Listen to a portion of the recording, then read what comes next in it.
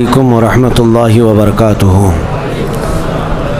الحمد لله وكفى وسلام على حبيبه المصطفى. أما بعد فأعوذ بالله من الشيطان الرجيم. بسم الله الرحمن الرحيم. إن الله وملائكته يصلون على النبي يا أيها الذين آمنوا صلوا عليه وسلموا تسليما. اللهم صل على سيدنا محمد معدن الجود والكرم وآله وأصحابه الكرام وابنه الكريم وبارك وسلم صلاة دائمة سرمدا أبدا بحمدہ تعالی و بکرم مصطفیٰ صلی اللہ علیہ وسلم. آج کی شب میں قرآن عظیم کے 26 پارے مکمل ہو چکے ہیں. اللہ کریم بقیہ قرآن عظیم کے پاروں کو صحیح تجوید سے پڑھنے اور آپ کو سماعت کرنے کی توفیق عطا فرمائے. آج ہمارے لیے خوش بختی ہے، خصوصیت کے ساتھ ہماری محفل میں حضرت علامہ مولانا مفتی عاقب شافعی صاحب ادام اللہ اقبالہ تشریف لائے، اور مجھے خبر نہیں تھی. آپ نے یہیں پر تراویح کی نماز ادا کی، اور خاص ہمارے اس تفسیر میں شرکت کی غرض سے یہ بھیونڈی سے چل کر تشریف لائے ہیں. اور الحمدللہ شافعی مسلک کے ایک بہت ہی بہترین مدقق عالم دین ہیں. فقہ شافعی پر آپ کو عبور حاصل ہے، اور جامعہ ازہر مصر میں بھی الحمدللہ آپ زیر تعلیم رہے، وہاں سے بھی آپ نے تعلیم حاصل کی ہے. ایک بہت بڑا مسئلہ ہے یہاں پر، کوکن کے جو حضرات شافعی ہیں اور کیرلا کے جو شافعی ہیں، دونوں میں فرق ہے. فرق اس طور پر کہ کیرلا کے جو شافعی حضرات ہیں ان کے ہاں کثیر علماء ہیں، اور ان کی زبان کے علماء ہیں، ملیالم کے، ملباری. تو وہاں کے عوام کو کوئی دقت نہیں فقہ شافعی کے لیے، بلکہ یوں سمجھ لیں کہ ہر گلی میں، ہر محلے میں وہاں عالم دین آپ کو ملیں گے. کیرلا میں ہر مسجد میں مدرسہ چلتا ہے جس میں فقہ شافعی کی تعلیم ہوتی ہے. لیکن یہ جو کوکن سائڈ کے جو ہمارے شافعی حضرات ہیں، یہاں پر علماء کی کمی بہت زیادہ ہے. جیسے آپ لوگوں میں ہیں اسی طرح سے شافعی، اردو شافعی والے ہیں. اور میں جہاں تک سمجھتا ہوں کہ اردو شافعی حضرات جو کوکن والے ہیں، ان کے چند چنیدہ علماء میں سے ایک بہترین عالم دین حضرت علامہ مفتی عاقب شافعی صاحب ہیں. اللہ تبارک و تعالیٰ ان کے علم میں اور برکتیں عطا فرمائے، روز افزوں ترقی عطا فرمائے. آپ ایک مدرسے کے بانی بھی ہیں اور مدرس بھی ہیں الحمدللہ. بہرحال میں مختصراً آج آپ کے سامنے عرض کرتا ہوں. آج ہم نے سورہ احقاف، سورہ محمد، سورہ فتح، سورہ حجرات اور سورہ قاف، سورہ ذاریات کا کچھ حصہ تلاوت کی ہے. یہ تمام صورتیں بڑے احکام لیے ہوئے ہیں. ہم نے جو صورتیں تلاوت کی اس میں سورہ فتح، جس کا آپ نے تذکرہ بھی بہت مرتبہ سنا ہوگا، اللہ کریم نے اس میں اپنے حبیب صلی اللہ علیہ وسلم کو بشارت عظمیٰ عطا کی ہے کہ اے محبوب، ہم نے آپ کو روشن فتح عطا فرمائے. انا فتحنا لک فتحا مبینا، بے شک ہم نے آپ کو روشن فتح عطا فرمائی. یہ کس فتح کے متعلق ہے؟ یہ فتح مکہ کے متعلق ہے. مکہ والے 1 سال پہلے نبی مکرم صلی اللہ علیہ وسلم کو عمرہ کرنے سے روک دیے تھے. حضور صلی اللہ تعالیٰ علیہ وسلم اپنے صحابہ کے ساتھ مدینے سے نکلے تھے. تقریباً 1400 صحابہ احرام کی حالت میں عمرہ کرنے کی غرض سے آئے. مکہ سے 35 کلومیٹر باہر حدیبیہ ایک مقام ہے، وہاں پر حضور کو زور زبردستی روک دیا گیا اور کہا گیا کہ ہم آپ کو مکہ میں انٹر ہونے نہیں دیں گے. تو یہ ایسی داداگیری تھی مکہ والوں کی کہ مکہ میں طواف کبھی کسی کے لیے روکا نہیں جاتا تھا. وہاں دشمن بھی آتے تھے جن کے ساتھ ان کی جنگیں ہوتی تھی، وہ ایام حرمت میں، حرمت والے مہینوں میں وہ آتے تھے.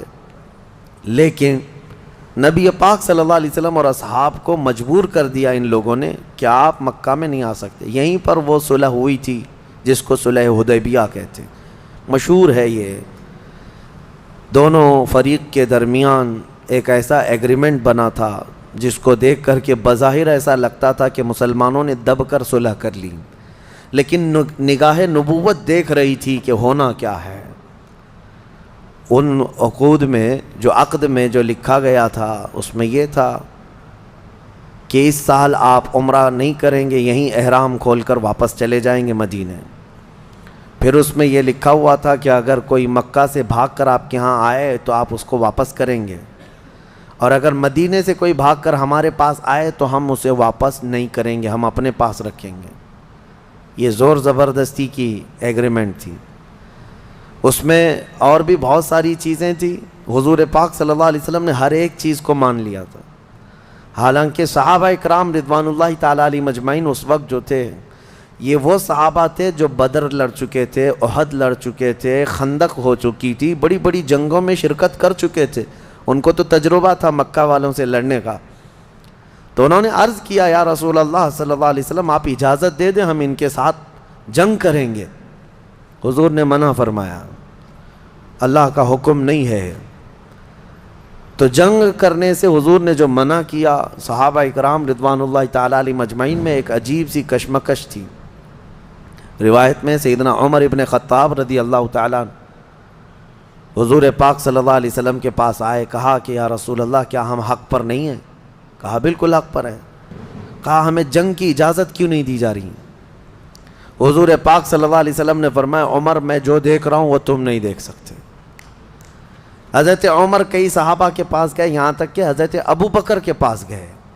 حضرت ابو بکر صدیق سے کہا اے ابو بکر تمہیں پتہ ہے رسول اللہ صلی اللہ علیہ وسلم کیا فیصلہ کر رہے ہیں؟ کہا جنگ کی اجازت نہیں دے رہے ہیں، اور وہ بھی صلح ایسے کافروں سے دب کر کے ہو رہی ہے۔ حضرت ابو بکر صدیق نے سنا اور اس کے بعد ان کا کندھا پکڑ کر کے ہلایا ان کو، حضرت عمر کو، کہا الزم غرضک یا عمر، اے عمر اپنی عزت کو سنبھال کر بات کر، غیرت میں رہ کر کے بات کر، اس لیے کہ وہ اللہ کے رسول ہیں، عام انسان نہیں ہیں، ان کا جو فیصلہ ہے وہی شریعت ہے۔ حضرت عمر رضی اللہ تعالیٰ عنہ اس کے بعد ایک جملہ بھی نہیں کہے۔ فرماتے ہیں اس دن دیکھا کہ صدیق اکبر کا ایمان کیا ہے۔ ہماری طبیعت مانے نہ مانے، رسول کا جو فیصلہ ہے وہی حق ہے، وہی حق ہے۔ حضرت عمر رضی اللہ تعالیٰ عنہ کا یہ معاملہ تھا۔ اس کے بعد صلح تو ہوئی، اتفاق دیکھیں اس وقت ابھی صلح مکمل ہونے سے پہلے ہی ایک صحابی تھے جو مکہ سے جان چھڑا کر کے ان کے پاس آ گئے تھے، ان کو بہت ظلم کیا جاتا تھا۔ نبی پاک صلی اللہ علیہ وسلم کے صحابہ کے پاس آئے، ان کو بہت مارتے تھے مکہ والے، جان چھڑا کر کے آئے، صحابہ کے درمیان آئے تو خوش ہو گئے، لیکن مکہ کے کفار و مشرکین نے کہا ہمارا ایگریمنٹ ہے کہ ہمارے ہاں سے بھاگ کر کے کوئی آئے گا تو آپ اسے واپس کریں گے۔ حضور صلی اللہ علیہ وسلم نے صحابہ سے کہا کہ ان کو واپس بھیج دو۔ کس دل کے ساتھ بھیجتے مجھے بتائیں؟ وہ ایک مظلوم، مار کھا رہے ہیں مکہ میں، ساری چیزیں ہیں، صحابہ اکرام وہ مکہ کے کفار کے سامنے اڑ گئے کہ کوئی ان کو چھو کر کے دکھاؤ، لیکن فرمان رسول آ گیا، اے میرے صحابہ چھوڑ دو، ہم عہد کے پابند ہیں، ہم عہد و پیمان والے ہیں۔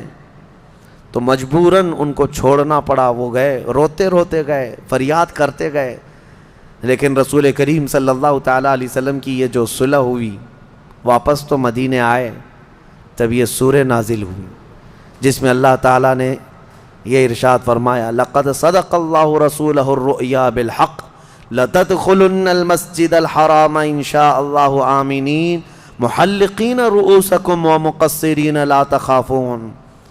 اللہ تعالیٰ اپنے رسول کا خواب سچ کر دکھایا، بے شک کہ ضرور ضرور رسول آپ داخل ہوں گے مسجد حرم میں، وہ بھی امن و امان کے ساتھ مسجد حرم میں آپ آئیں گے۔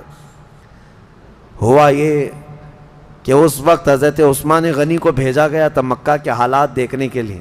حضرت عثمان مکہ والوں میں معزز تھے، ان کی لوگ عزت کرتے تھے۔ حضرت عثمان غنی آئے، بات چیت کی غرض سے آئے، تو وہاں جتنے کفار و مشرکین کے سردار تھے انہوں نے دیکھا اور کہا عثمان تم سے ہماری دشمنی نہیں ہے، دیکھو ہم محمد صلی اللہ علیہ وسلم اور ان کے ساتھیوں کو آنے نہیں دیں گے مکہ میں، اور رہی بات عمرہ کی، تم احرام کی حالت میں آئے ہو، احرام کی حالت میں حرم میں آ گئے مکہ میں، کہا تم چاہو تو اپنا طواف کر کے عمرہ مکمل کر لو اور جاؤ۔ حضرت عثمان غنی نے کہا قسم خدا کی یہ احرام آخری سانس تک بھی باقی رکھنا پڑے تو رکھوں گا، بغیر میرے مصطفیٰ کے عمرہ نہیں کروں گا۔ وہاں پہنچ کر کے بھی انہوں نے خانہ کعبہ کا طواف نہیں کیا، خانہ کعبہ کا طواف نہیں کیا، عمرہ نہیں کیا، ویسے ہی چلے آئے۔ اسی کو امام اہل سنت فاضل بریلوی نے فرمایا نا، طیبہ نہ صحیح افضل مکہ ہی بڑا ظاہر، ہم عشق کے بندے ہیں کیوں بات بڑھائی ہے۔ لوگ یہ مکہ مدینے کی فضیلت میں ڈسکس کرتے رہ جاتے ہیں، مسئلہ یہ ہے کہ صرف خانہ کعبہ ہی نہیں، اصل عظمت مصطفیٰ ہے۔ یہ نہ ہو تو پھر خانہ کعبہ کے لاکھ چکر بھی کسی کام کے نہیں۔ حضرت عثمان غنی رضی اللہ تعالیٰ عنہ کا یہ عمل بتاتا ہے کہ وہ احرام کی حالت میں اگر کوئی وہاں تک گیا ہے تو ظاہر سی بات ہے اب اگر احرام کھولے گا تو اس پر دم واجب ہے، بکرا قربان کرنا پڑے گا، وہ سب منظور ہے ان کو، لیکن میرے مصطفیٰ کے بغیر طواف کرنا منظور نہیں۔ واپس آ گئے، سال بھر نہیں گزرا تھا، 6 ہجری کا معاملہ ہے، 7 ہجری کے قریب دوبارہ نبی پاک صلی اللہ تعالیٰ علیہ وسلم دوسرے سال جب تشریف لائے رہے تھے، اس وقت 10,000 صحابہ تھے، اور 10,000 صحابہ کے ساتھ جب مدینے سے مکہ نکلے، وہ ہیبت ایسی طاری تھی کہ مکہ والوں کے دل پورے ہل چکے تھے اور کوئی مقابلے کو تیار نہیں تھا، سب ادھر ادھر بھاگم بھاگی چل رہی تھی، کوئی کس کے ہاں جا رہا ہے، کوئی کس کے ہاں جا رہا ہے، اور اللہ تعالیٰ نے اپنے نبی کو وعدہ پورا کیا۔ نبی پاک صلی اللہ علیہ وسلم 20 رمضان المبارک 7 ہجری کو مکہ مکرمہ میں اس شان کے ساتھ داخل ہوئے کہ حضور کے داخل ہونے کی تاریخ سے لے کر آج تک دوبارہ کبھی خانہ کعبہ میں شرک اور بت پرستی نہیں ہو سکی۔ حضور پاک صلی اللہ علیہ وسلم نے جو پاک کیا اور خانہ کعبہ کو جو اور مسجد حرم کو جو پاک کیا، بہرحال یہ فتح مکہ میں نے اس سے قبل بھی بتایا تھا، تو یہ روشن فتح جس کا ذکر سورہ فتح میں آیا ہے یہ فتح مکہ ہے۔ یہاں ایک مسئلہ ہے، عقیدے کی بات بھی ہے، میں عرض کیے دیتا ہوں۔ اس آیت میں اللہ نے فرمایا لِيَغْفِرَ لَكَ اللَّهُ مَا تَقَدَّمَ مِن ذَنبِكَ وَمَا تَأَخَّرَ، اللہ نے آپ کو روشن فتح عطا فرمائی۔ اب آگے کا جو آیت کا ٹکڑا ہے جو میں نے تلاوت کیا، غور سے توجہ، تاکہ اللہ تعالیٰ آپ کے اگلے پچھلے گناہوں کو معاف کر دے۔ بہت سارے لوگوں نے یہی کہا، آپ کے اگلے پچھلے گناہوں کو معاف کر۔ مارکیٹ میں ملنے والے بہت سارے قرآن کے ترجمے ہیں، ان میں اٹھا کر دیکھو تو یہی ترجمہ ہے، اے رسول آپ کے اگلے پچھلے گناہوں کو اللہ تعالیٰ معاف کر دے، اس لیے روشن فتح عطا کی تاکہ آپ کے اگلے پچھلے گناہوں کو معاف کر دے۔ ترجمہ کرنے والوں سے کوئی یہ سوال کرے کہ بھائی بتاؤ تو صحیح آپ کے رسول کے اگلے گناہ کون سے تھے، پچھلے گناہ کون سے تھے جس کی معافی کا اللہ نے یہاں بیان کیا ہے، جبکہ عقیدہ تو ہمارا یہ ہے کہ نبی معصوم ہوتے ہیں اور میرے آقا تو سید المعصومین ہیں، تو کون سے گناہ ہیں؟ اسی لیے ہم کہتے ہیں نا، ہر کتاب کو اٹھا کر پڑھ لینے کا نام علم نہیں۔ ہاں جیسے آج گوگل کے بہت سارے شاگرد ہیں بیچارے، گھس جاتے ہیں کسی میں بھی، تمہیں اگر کہیں لکھا ہوا دکھ گیا اسلام تو یہ ضروری نہیں کہ اسلام ہی ہے، یہاں تو ہزاروں رہزن ہیں لباس خضر میں۔ ہاں بہت سارے معاملات ہیں، کس سے پڑھ رہے ہو کس سے لے رہے ہو یہ دیکھنا ضروری ہے۔ قرآن کا ترجمہ کئی لوگوں نے کیا اس طرح سے، لیکن آؤ بریلی کے امام عشق و محبت کا ترجمہ کنز الایمان اٹھاؤ، آپ نے کس سلیس انداز میں اور کس ادب کے انداز میں فرمایا، اے رسول ہم نے آپ کو روشن فتح عطا کی تاکہ آپ کے اگلوں اور پچھلوں کے گناہ معاف کر دیا جائے۔ کتنا بڑا فرق ہے آپ کے اگلے اور پچھلے میں اور آپ کے اگلوں اور پچھلوں میں، کتنا بڑا فرق ہے۔ آپ کے ذریعے سے اے رسول، آپ کی وجہ سے، آپ کی برکت سے اللہ آپ کے اگلوں اور پچھلوں کے گناہ معاف کرے۔ اس میں عقیدہ بھی سلامت ہے، عصمت کا اور بارگاہ رسالت کا ادب بھی محفوظ ہے۔ یہ ہے، اسی لیے ہم کہتے ہیں کہ جو لوگ ٹھوکر کھائے وہ ایسے ہی لوگ ہیں جو بے عشق رسول پڑھتے رہے یا بے عشق رسول قرآن کا ترجمہ کرتے رہے۔ میں نے بہت قبل آپ کو تفسیر میں بتایا تھا، اللہ نے فرمایا قد جاءکم من اللہ نور و کتاب مبین، تحقیق کہ تمہارے پاس اللہ کی طرف سے ایک نور آیا اور ایک روشن کتاب۔ نور سے مراد رسول اللہ کی ذات، اور روشن کتاب سے مراد قرآن عظیم۔ لیکن اس آیت میں پہلے کس چیز کا ذکر آیا ہے؟ قد جاءکم من اللہ نور، نور کا ذکر ہے۔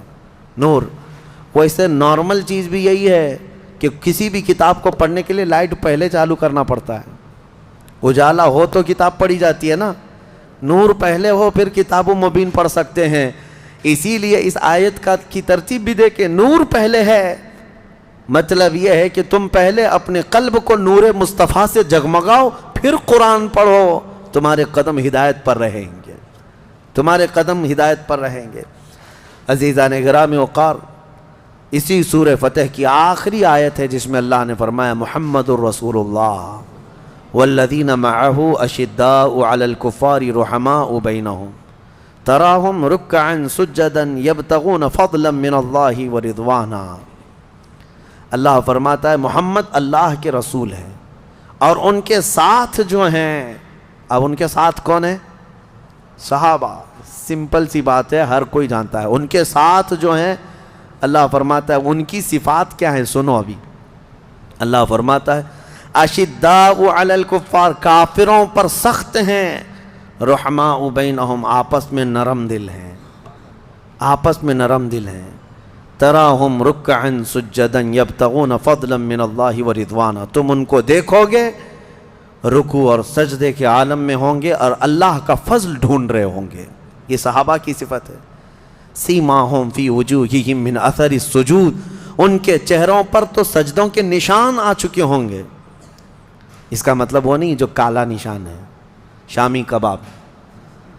بہت سارے لوگ اس آیت سے یہی سمجھتے ہیں سیماہم فی وجوہہم، وجوہہم ہے ایک، یہ عربی میں وجہ جو ہے پورے چہرے کو کہتے ہیں، اور پیشانی کو جبہہ کہتے ہیں۔ جبہہ یعنی پیشانی پر اگر نشان کی بات ہوتی تو صرف جبہہ کا لفظ آتا۔ اللہ نے قرآن میں فرمایا فی وجوہ، ان کے پورے چہرے پر سجدے کے نشان ہیں، یعنی چہرہ چمکدار ہوگا۔ اور بعض لوگ گھس گھس کر کے پیشانی پر کہتے ہیں کہ یہی نشان ہے جو قرآن میں ذکر ہے۔ بہرحال وہ ایک الگ مسئلہ ہے، ہم بھی بہت سالوں سے سجدے کر رہے ہیں، بہت سالوں سے ہم بھی نماز پڑھ رہے ہیں۔ بہرحال جو صحابہ کرام رضوان اللہ تعالیٰ علیہ مجمعین کی صفت آئی ہے اس پر مجھے بات کرنا ہے۔ کیا ہے؟ اشداء علی الکفار رحماء بینہم، وہ کافروں پر سخت ہیں اور آپس میں نرم دل ہیں۔ اے مسلمانوں، کہیں اس کو تم نے پلٹ تو نہیں دیا؟ کہیں اس کو الٹ تو نہیں دیا کہ اب آپس میں بہت سخت ہو گئے اور دوسروں کے لیے نرم ہو گئے؟ ہم دیکھ رہے ہیں، حالات دیکھ رہے ہیں، اپنوں کے لیے اتنا سخت دل ہو گئے ہیں لوگ، بات چیت کرنا پسند نہیں ہے، سلام کلام نہیں ہے، ملنے کی خواہش نہیں ہے، اور وہی کفار و مشرکین کے ساتھ خوب بگاڑی جا رہی ہیں، ان کے آؤ بھگت کیے جا رہے ہیں، ان کے استقبال بھی چل رہے ہیں۔ یہ آیت کو الٹ کر کے رکھ دیا اس زمانے کے لوگوں نے۔ جو صحابہ کی کیفیت تھی وہ یہ تھی، آپ کو پتہ ہے صحابہ کرام رضوان اللہ تعالیٰ علیہ مجمعین کوئی رو رعایت نہیں کرتے تھے اگر اس کے اندر ایمان نہیں ہے تو۔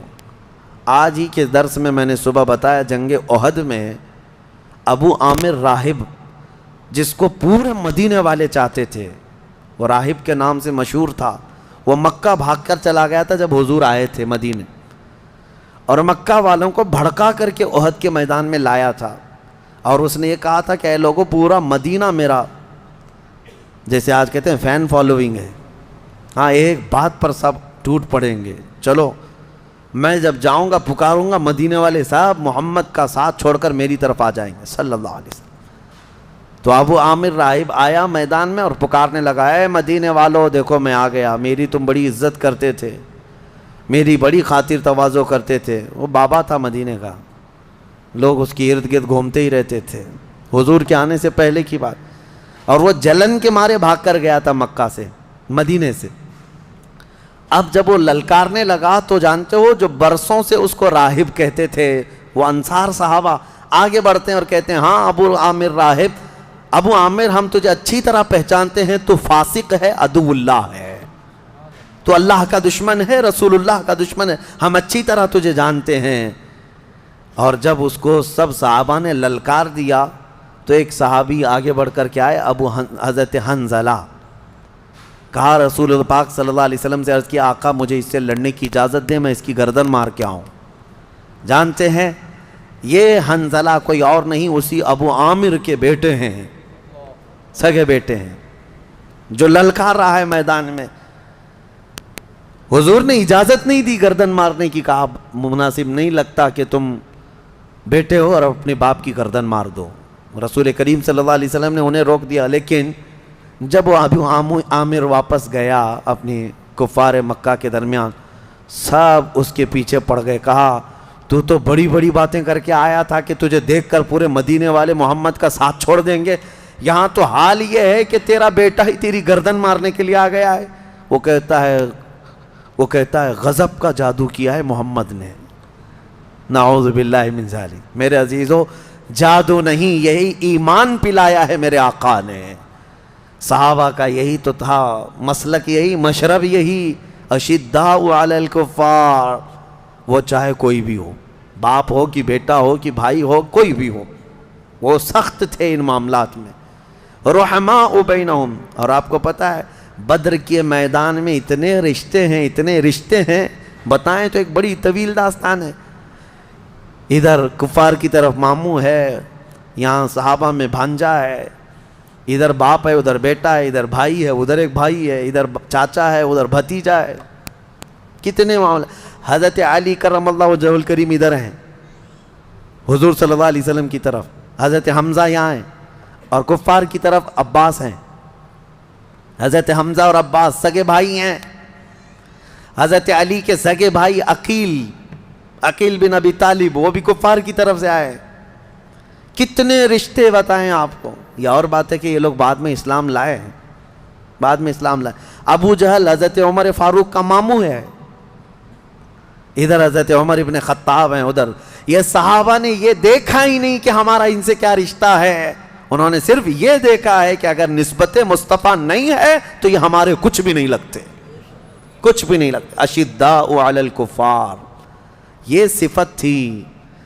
اب اس کا مطلب یہ نہیں ہے، بعض لوگ یہ سمجھتے ہوں کہ سختی کرنے کا مطلب کیا ہے، ہم جہاں رہتے ہیں کفار و مشرکین سے ہمارے معاملات ہیں، آپ تجارت کریں، اخلاق کے ساتھ رہیں، اچھے ویوہار کریں، ٹھیک ہے، لیکن اس کا مطلب یہ نہیں ہے کہ تم جو ہے مومنین کو سائیڈ لگا دو اور ان کی طرف نظر بھی نہ کرو اور تم یہ کہنے لگ جاؤ کہ نہیں یہ لوگ تو اچھے ہیں، یہ لوگوں کے ہاں یہ معاملہ اچھا ہے۔ میں حضرت ابو حازم رحمۃ اللہ تعالیٰ علیہ کی کتاب میں ایک حکایت پڑھ رہا تھا، میں نے فجر کے درس میں اس کو بیان بھی کیا تھا، بڑی حیرت کی بات ہے۔ اسی لیے کفار و مشرکین کی کسی چیز کو آپ تعریف میں بھی مت لو۔ مکہ مکرمہ میں حج کے دوران ایک شخص کا انتقال ہوا تو اس کو دفن کرنے کے لیے جہاں لے گئے وہ ایک عالم کی قبر تھی، وہ کھودی گئی، وہ لوگ جانتے تھے اس کو، تو لیکن وہاں وہ عالم نہیں تھا، ایک خوبصورت لڑکی سوئی ہوئی تھی قبر میں۔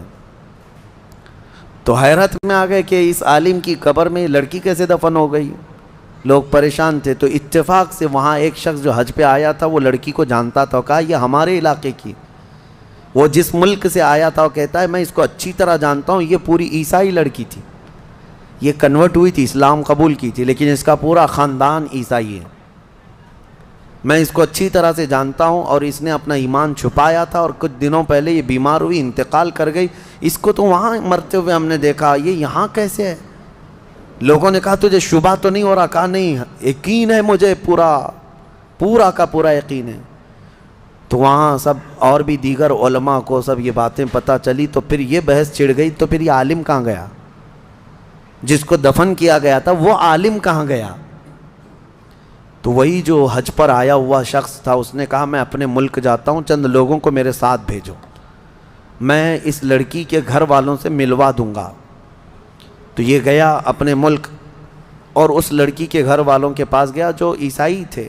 کہا کہ تمہاری بیٹی فلاں فلاں کا انتقال ہوا. کہا ہاں. کہا ہم نے اس کو مکہ مکرمہ کے قبرستان میں دیکھا ہے. کہا ایسے کیسے ہو سکتا ہے, پاسبل نہیں.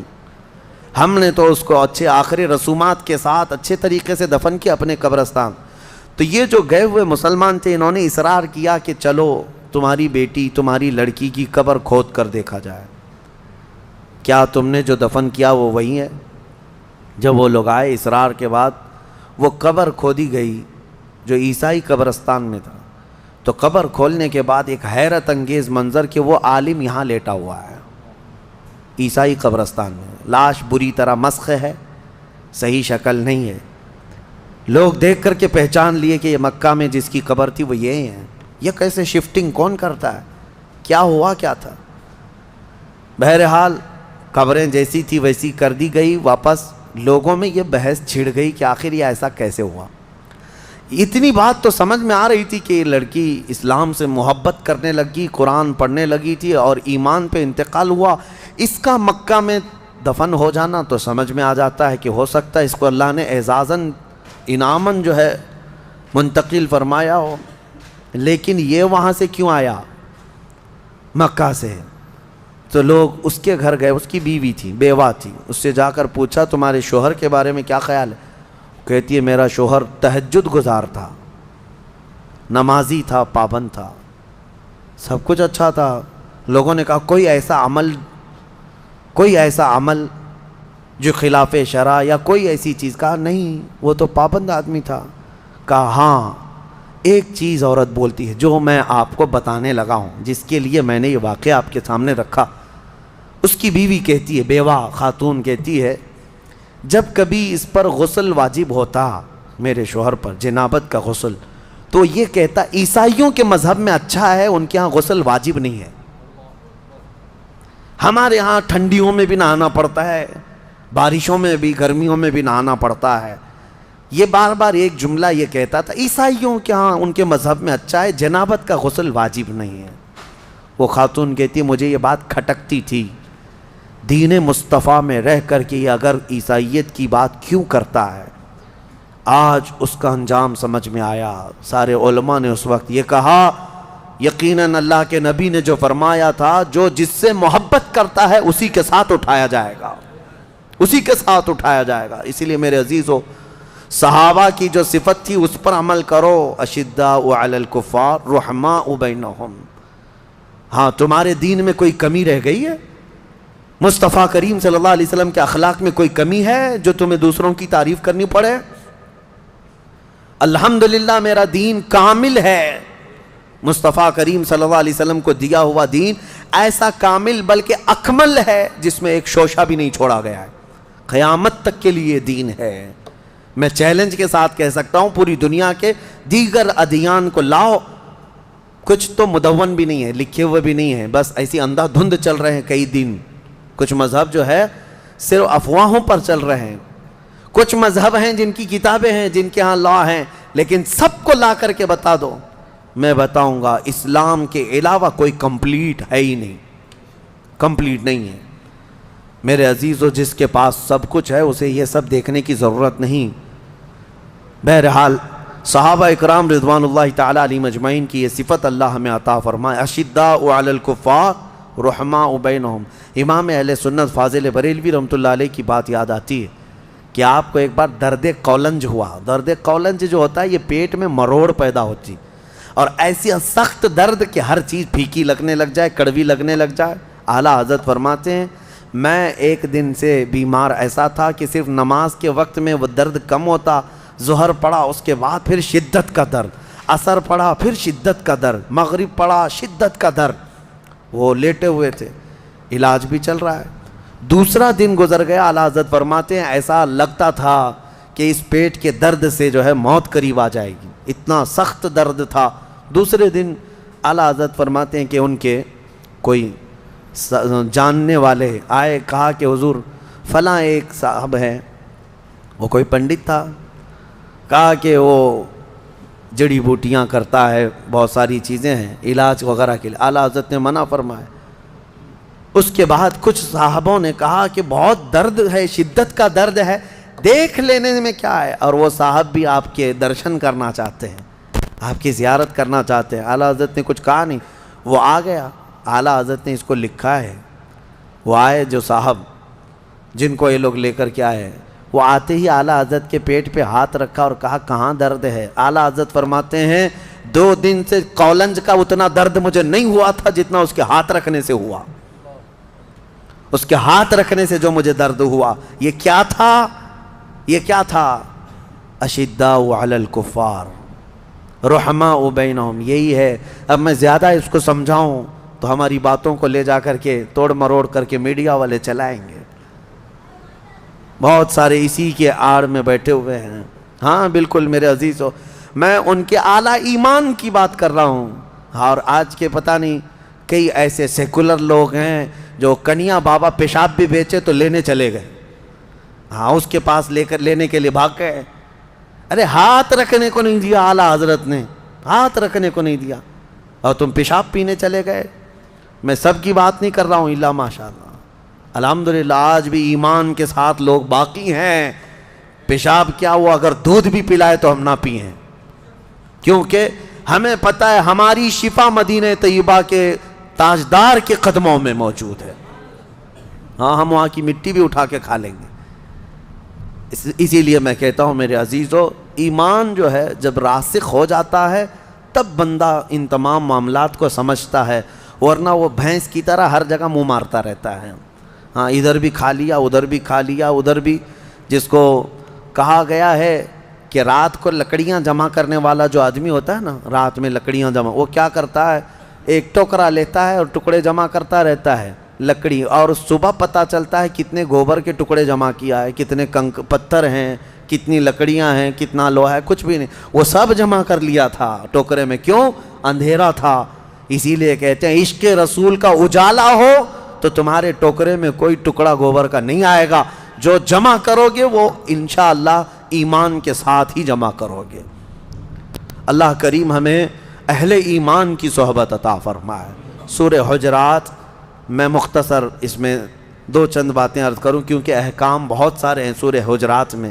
بس 2 آیتیں اگر آپ سن لیں. اللہ فرماتا ہے اے ایمان والو، اللہ اور اس کے رسول کے آگے مت بڑھو. دوسری آیت ہے اے ایمان والو، نبی کی آواز پر اپنی آوازیں بلند مت کرو. لا ترفعوا اصواتکم فوق صوت النبی ولا تجہروا له بالقول کجہر بعضکم لبعض. اور نبی کو ایسے مت پکارو جیسے آپس میں ایک دوسرے کو پکارتے ہو، ورنہ تمہارے اعمال ضائع ہو جائیں گے. ایک صحابی حضرت قیس تھے جن کا سنائی کم دیتا تھا ان کو، اور وہ اونچا بولتے تھے. جس کے کان کم سنائی دیتے ہیں وہ زور سے بولتے ہیں. حضور کی مجلس میں وہ بیٹھتے، حضور سے بلند آواز سے پوچھتے تھے یا رسول اللہ کیا کہا آپ نے؟ اللہ کو یہ ادا بھی پسند نہیں آئی. رب تعالیٰ نے آیت نازل فرمائی کہ نبی کی بارگاہ میں بلند آواز سے بات نہ کرو. آج بھی یہ آیت میرے آقا کی جالیوں پر لکھی ہوئی ہے. آج بھی ہے، آج بھی ہے. لوگوں وہاں سے گزرنے کے وقت آج بھی وہی احکام ہیں. نفس گم کردہ می آیت جنید و با یزیدی جا. کہا گیا ادب گاہست زیر آسمان از عرش نازک تر. آسمان کے نیچے ایک ایسی جگہ ہے جو عرش سے بھی نازک ہے. یہاں جنید بغدادی اور بایزید بسطامی جیسے اولیاء آتے ہیں، اپنی سانسیں روک لیتے ہیں بارگاہ مصطفیٰ میں کہ نکلنے والی سانسوں سے کہیں روضہ رسول کی بے حرمتی نہ ہو جائے. پکارنا چلانا تو الگ بات ہے. تو یہاں کے آداب قرآن میں اللہ نے بیان فرمایا. وہ صحابی جب ان کو پتہ چلا کہ یہ آیت نازل ہو گئی تو وہ گھر میں بیٹھے رہ گئے، 40 دن تک روتے رہ گئے. بہت روئے کہ یہ آیت میرے ہی لیے نازل ہوئی. پھر دوسری آیت آئی ان الذین یغضون اصواتهم عند رسول اللہ. بے شک وہ لوگ جو اپنی آوازیں پست رکھتے ہیں، دھیمی رکھتے ہیں اللہ کے رسول کے نزدیک. اولئک الذین امتحن اللہ قلوبهم للتقوی. یہ وہ لوگ ہیں جن کے دلوں کو اللہ نے تقوی کے لیے چن لیا ہے. اور ادب بھی تو دیکھیں اللہ نے کیا فرمایا. جب نبی کے حجرے کے پاس جائیں، میرے گھر کے پاس آئیں گے تو آپ کیا کہیں گے؟ پکاریں گے، میرا نام لے کر پکاریں گے، کہیں گے حضرت حضرت. آپ کے ہاں میں جاؤں گا تو آپ کا نام لے کر پکاروں گا، لیکن حجرے کے میں حضور کے حجرے کے پاس جائیں تو اللہ کیا فرماتا ہے؟ ان الذین ینادونک من وراء الحجرات اکثرهم لا یعقلون۔ جو رسول اللہ کے حجرے کے باہر، حضور کے گھر کے باہر آ کر پکارتے ہیں ان کا نام لے کر، ان میں اکثر عقل والے لوگ نہیں ہیں، تو نہ پکاریں حضور کو۔ بلکہ ادب اللہ نے خود فرمایا وَلَوْ أَنَّهُمْ صَبَرُوا حَتَّى تَخْرُجَ إِلَيْهِ۔ جانا ہو اگر رسول پاک کے پاس تو طریقہ اللہ بیان فرما رہا ہے، پکارو مت، جا کر تھوڑی دیر صبر کے ساتھ دروازے پر کھڑے رہو، میرا محبوب خود باہر آئے گا، حضور خود تشریف لائیں گے، یہ تمہارے لیے زیادہ بہتر ہوگا۔ بارگاہ رسول کا ادب میرے عزیزو، نعوذ باللہ من ذالک آج کچھ ایسے لوگ نکل پڑے جو حضور کو بالکل ہلکے انداز میں بات کر رہے ہیں، ہلکے انداز میں۔